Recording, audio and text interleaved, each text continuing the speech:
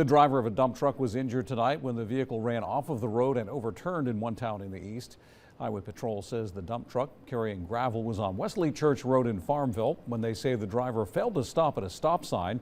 The truck went across US 264 alternate, ran off of the road and overturned. The driver, 43-year-old Junior Paris of Greenville, was injured and transported to ECU Health. He is in stable condition. Officials say they're glad the accident wasn't worse. When I arrived on the scene, we had a dump truck on its side with the driver pinned in.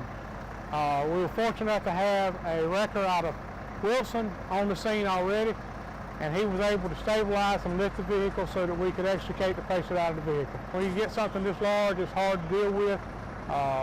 We also had Winterville's truck coming over to help with it, but we ended up using the wreck truck, so we're very fortunate.